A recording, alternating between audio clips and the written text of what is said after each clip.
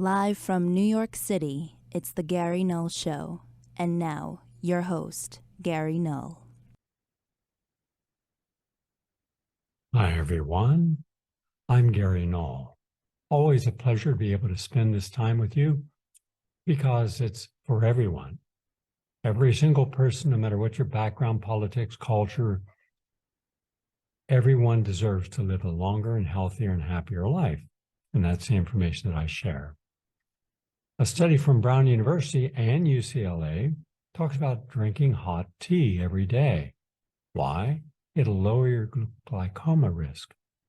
That's correct. Drinking a cup of hot tea, ideally non-caffeinated green tea, and you can spice it up. You can put, stevia in it, 1 drop of stevia, 500 times sweeter than sugar, and yet it's non-caloric, it's natural, it's healthy, it's from an herb, but it sweetens it up. Or if you want to really go to do something more functional and medicinal, half a teaspoon of Manuka honey. It is one of your most powerful healing honeys, really is good for you.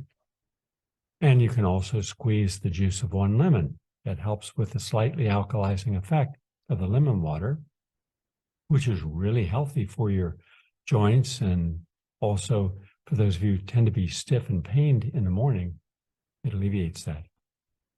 So this study showed that drinking a cup of hot tea at least once a day may be linked to a significantly lower risk of developing the serious eye condition, glaucoma.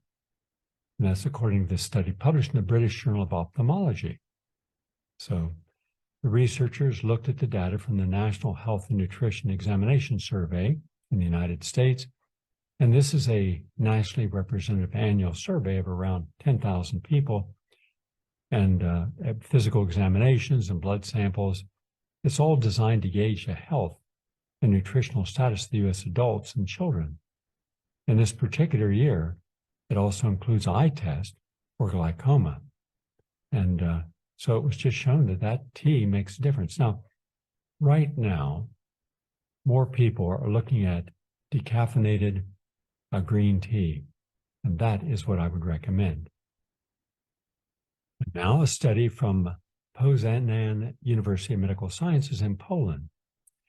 This is a really good study because it's a double-blind, placebo-controlled, randomized study. And it deals with resveratrol, resveratrol, and what it does for polycystic ovary syndrome, a very problematic system of dysfunction in the body, and a lot of women suffer from it. So, in fact, studies on isolated ovarian, theca, and interstitial cells suggest that resveratrol, by the way, which is a natural polyphenol, reduces androgen production. And this study was designed to evaluate endocrine and metabolic effects of resveratrol on this condition. And because it was double-blind and placebo-controlled and randomized, it made a big difference. It was over 3 months. Now, they took 1,500 milligrams of resveratrol a day or a placebo, and the primary outcome was the change in the serum total resveratrol treatment led to a significant decrease of total T by 23%. So I won't go into the science of it. I'll simply say, if you're one of the individuals who are suffering from a condition that is very common and very problematic, that's polycystic ovary syndrome, resveratrol at 1,500 milligrams has been proven in one of the finest scientific studies of its kind to make a huge difference. All right. Now, from Macquarie University Center for Emotional Health in the Netherlands, encouraging risk-taking in children may reduce the prevalence of childhood anxiety. What? At a time when parents, we've gone from the soccer moms to the bulldoze parents, and now the helicopter parents. Generally, these are parents from affluent backgrounds, more often than not from the professional class or the wealthy class. And unlike when you and I were growing up, where are you going? I'm going out to play. Okay, be back by sunset. We had dinner. Nobody asked, where were you? It's like nobody cared. We were out and we were playing. That's what kids are supposed to do. Play, yell, scream, have fun, have that, and then do it all over the next day. Not today. In fact, these same parents are so pushy that they've gotten laws passed that if you allow your child to walk to school on their own, unattended, you could be arrested as a parent. They want to make sure that every single second of your life is micromanaged so you don't make mistakes. As a result, we now have one full generation who's been exposed to this. Fortunately, this is not generally the case with many of the working class individuals because they're used to life as it is. They realize nothing in life is perfect, that there's the dark side and the light side of every human being. We're all capable of doing good or wrong. We're all capable of moral or immoral acts. We're all capable of being honest or lying. So based in no small measure on the quality of our village, our community, our neighborhood, our in-laws, our direct family, all that impacts the choices we make. But at the end, so do our peers, and so do we. And so we're all going to make wrong choices at different times in our life, which is amazing when I'm watching people today being attacked for something they wrote 30 years ago. All right? Well, are you the same person you were 30 years ago? I don't think so. We all evolve in different ways for different reasons. So should you be held to the same standards? And that's where we have to have a different type of dialogue. So here are all these very high-powered people who are the opinion leaders and sometimes the policymakers within our society dictating how we should behave. And one of the things they've done, and thank goodness that it has not impacted all children or all young adults or all millennials, is they've said, don't take risks because then you risk losing something. And so as a result, they've been given stuff. Do you know that over half of all college graduates are living at home with their parents? If you didn't think that was a challenge when they were living at home, because the parents generally don't mention the sacrifices they make, and they do.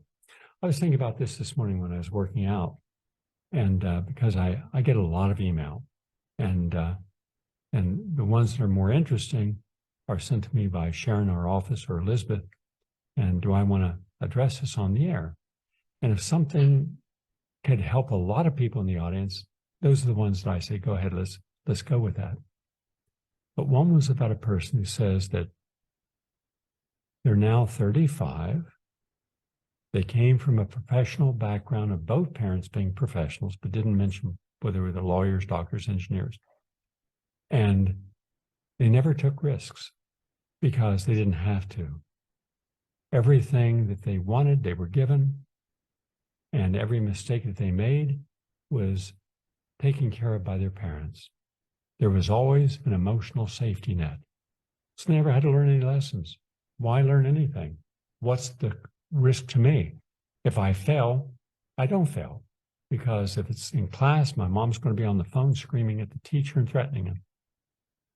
And that's the way a lot of, not all, but that's the way a lot of these rich, entitled, excessively aggressive parents believe that life should be. Interesting, because I was doing a film once. I was down in New Orleans, and it was the drugging of our children a long time ago. And I was outside of a school, and I was waiting with my camera crew to go in so I could film the teachers and the children. It was on the subject of ADD and ADHD. And because I didn't believe at that time that any of the evidence showed that ADD and ADHD were brain chemical imbalances unless the person had been damaged at some point in the birthing process with vaccines, which did cause brain chemical changes, but not always manifesting at severe levels. Sometimes it could be very severe. In any case, I'm watching a woman outside on the cell phone, and she's pacing back and forth and back and forth. and a real intense conversation. I'm waiting. So this is a person walking back in front of me and back and forth and yelling. And unbeknownst to her, her small daughter is doing the same thing. She's walking back and forth with an imaginary phone up here, and she's shaking her head and hands. She's absorbing the behavior of her mother. And the mother was clueless about it. And how often do we become an extension of the inappropriate behavior and reasons and reactions of our parents, those around us? Epigenetically, we become everything at some level that we're exposed to. We can engage it or disengage it. We can make good choices or bad choices. And so this is leading to this idea that if we don't encourage children to take risks, appropriate risks, not irresponsible risks, then how will they know their own limits of creating, once when I was a kid, we were all going out to try out for the baseball team, and we all had a chance. And one of my buddies, a ball came out to him and he threw it, and it went way off to the side. He didn't get it back. And the coach noticed this, and he kind of had his head down. It's okay. He said, we all make mistakes. Well, he never tried out again. Never. He was afraid. And we talked about this later. Why didn't you continue? I felt bad that I disappointed the coach and looked stupid in front of everyone else. I said, no, all of us are going to try things we're not going to succeed at, and that's okay. Try. That's that risk-taking. I would rather try something and fail, learn the lesson of that failure, and not be afraid of taking appropriate risks than not to take any risk at all and play it safe. That's from my own background. Now, according to this study from the University Center for Emotional Health, and this, by the way, is a new international study, it suggests that parents who employ challenging parent behavior methods, an active physical and verbal behaviors that encourage children to push their limits. I repeat, push your limits, are likely protecting their children from developing childhood anxiety disorders. That's what it found. I'll bet a lot of people in here came to the different running clubs. I know because, well, look who did show up. Over 32,000 people in the New York area did the New York City Marathon at least once. But if you were ever there, and we have photographs, you can see it for yourself. We have videos, you can see the videos. It'd be like 1,000 people come on a Sunday twice a year, once in the spring and once in the winter to train for the next marathon. And it took us 6 months. The first Sunday, there'd be a massive amount of people. And we would talk for about an hour and explain what makes the Natural Living Running and Walking Club different than all the other running and walking clubs. Because we don't start with elite athletes. We just start with normal people.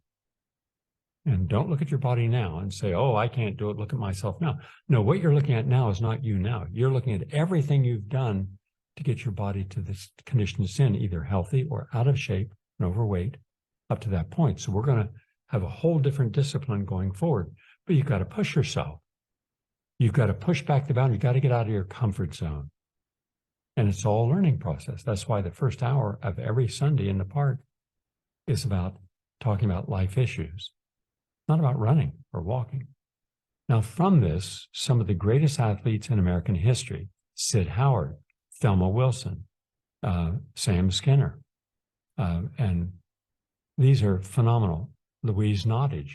Louise Nottage was unbeaten. She'd go to the Senior Olympics and went in 10 different competitions, 12 different competitions. One of the most remarkable athletes in history. They all came from that. None were elite athletes, but they became that because they pushed the limits. So when you push the limits, you're going to get an outcome. And hopefully that outcome is important to you, but it causes you to make a sacrifice because you're putting your energy into something. So what do you have to sacrifice to push limits and grow? Well, comfort's the first thing you have to sacrifice. getting up at 4 o'clock in the morning to do those long workouts, and where sometimes you're in pain, you got blisters, you don't always feel good, but you know that you're training as if it mattered. You're pushing the limits to see how far you can go within reason. And I'll never forget the time that we all, a bunch of us, 20 of us, were going to go do a race on Long Island. But the van that was supposed to take us all out there, a commercial van, didn't show up. So at the last moment, and we had to go to Huntington, a bunch of people had cars. And so we had in one car, 12 people in one car, one, not a big car. We were sitting on each other's laps, all crunched up, and we had an hour ride to go. And so when we got out there, they were lining up. We had no time to loosen up, but we had taught ourselves how to use our mind to get our body relaxed so adrenaline doesn't flow and cortisol doesn't rise. So you run relaxed. So I ran over to the meet director, who I happen to know, and I said, we didn't have time to get the numbers. You know, we were delayed by over an hour, and we're not even loose. Could you just delay the beginning of the race for 5 minutes so we can stretch? I said, okay. I said, but we all have our natural living t-shirts on. So when we pass, and can we then be, that will be our number. She said, sure. There are about 800 people in the race. Now we had trained to push through boundaries. So it was cold. We were out there running in 0-degree weather. There was no excuse that could be accepted for not being up to show up. As a result, every single one of the people in age groups won. I mean, it was unparalleled. We were all going back from this really fast running race and with our medals.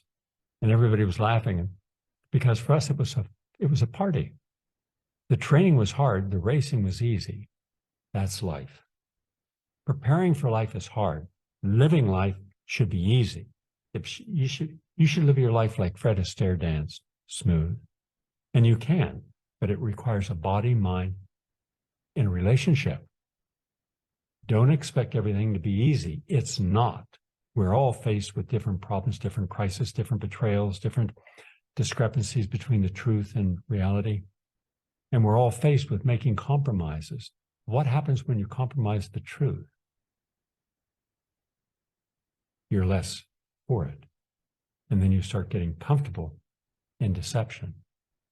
You get comfortable in not being honest. Think about that for a moment. All this goes back to the central point from this one university study, and that is that if we really want to grow, take risks in being honest. I remember once, I'll tell you one last thing. I'm sorry for these little sidebars, but I think they're important. I was on WMCA radio, and there were only two big radio stations at that time in New York, WR, which was huge, and WMCA, which had a really strong audience, and they had all the heavyweights. We had Larry King live, Sally Jesse Raphael, Barry Gray, Barry Farber, Long John Neville, and Candy Jones, Alex Bennett, and myself. And I was the little guy in the middle of the day when no one wanted to be on it in the dead zone. 1 o'clock to 4 o'clock is the dead zone. I was on at 1 o'clock. And I only had like 1,700 quarter-hour audience to start.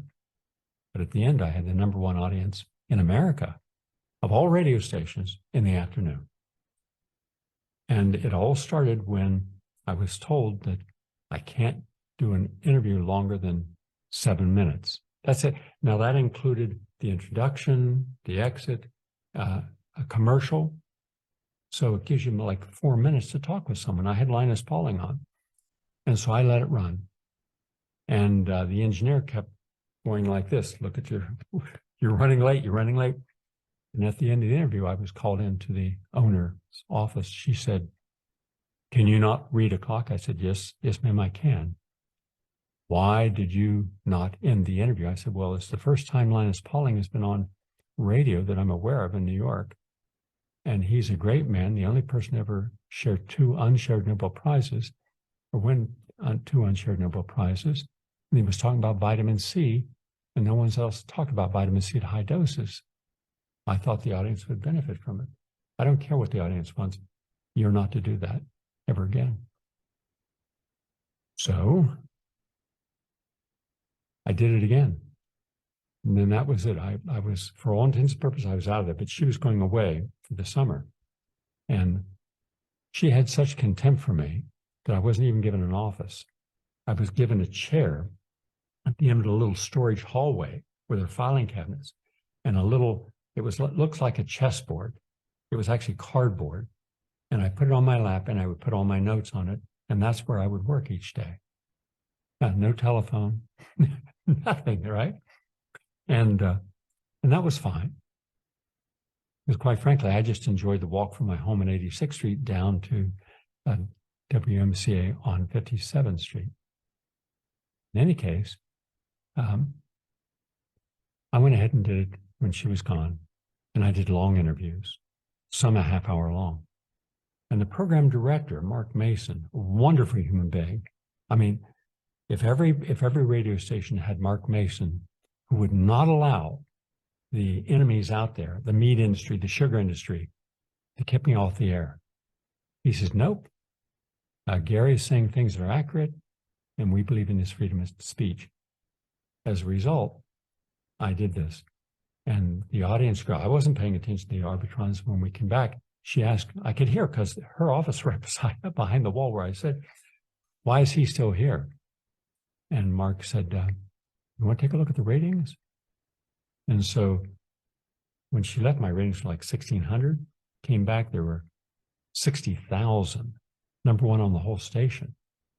And suddenly that, she still didn't like me, but she didn't fire me. Now, what if I had not made a decision to take a risk my job? But I did. And I did a lot more things, taking risks. And as a result of taking those risks, I've been able as a human being to grow. And so you can't scare me, because if you took away everything I own, you've taken away nothing that's important to who I am. And I think that we should realize we're more important than the stuff in our life. And think of making change to get out of your comfort zone. If we did that, then we would care about the planet. We wouldn't buy a lot of stuff we never use. We wouldn't choose to live in places that are environmentally not sustainable. We would choose to look into a person's background to see what they voted on before we voted for them. But we don't. We react instead of reason. So, those of you who are not children, and therefore this message wouldn't be important to you, or the parents of children, at what age did you stop taking appropriate risks? Just saying. I'll do one more comment. And by the way, these are posted on Rumble, and Odysee and other sites. Music therapy reduces pain and anxiety for patients with cancer and sickle cell disease. This is from University Hospital's Cleveland Medical Center. A new study found patients with cancer and patients with sickle cell disease treated at an academic cancer center reported clinically significant reductions in pain and anxiety in response to music therapy. Furthermore, the patients who received music therapy reported significantly higher pain and anxiety at baseline than patients with the hematologic and or oncological conditions. And so, it's just a good study showing how important music is. Well, what about people who don't have cancer or sickle cell? How about everybody can benefit from music?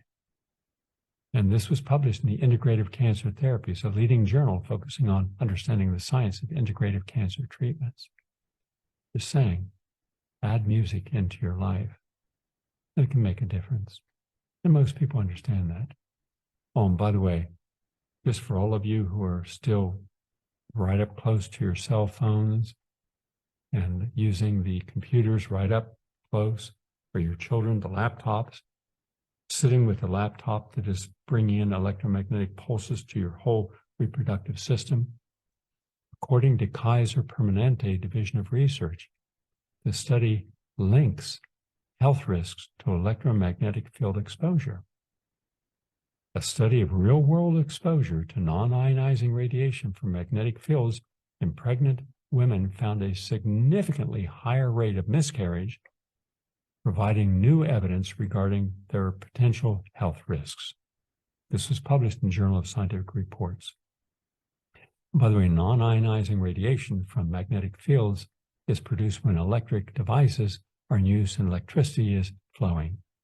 It can be generated by a number of environmental sources: electric appliances, your smart meters, your smart homes, power lines and transformers, wireless devices, wireless networks. So when we're exposed to the magnetic fields versus a close proximity to these sources while they're in use, that means that we are putting ourselves at risk of the hazards from ionizing radiation as well. And it's well established, but there are over 10,000 additional studies on how we get radiation sickness, including cancer and genetic damage, and the evidence of health risks to humans from non-ionizing radiation. So that's just the latest. And by the way, I have a cell phone, an old one. It's not one of the smart ones, just one of old flip phones. And I have the extension cord that traps the electromagnetic pulses.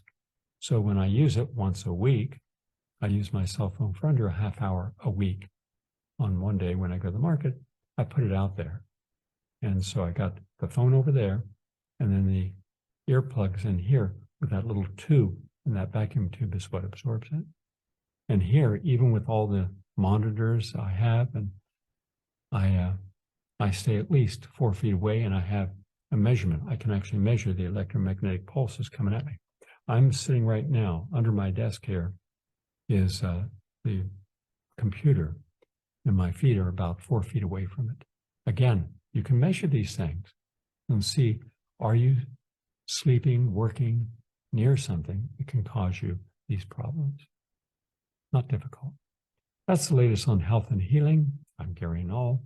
We're going to take a break and come right back at you. We have a lot to share today. Please stay with us. Live from New York City, it's the Gary Null Show. And now, your host, Gary Null.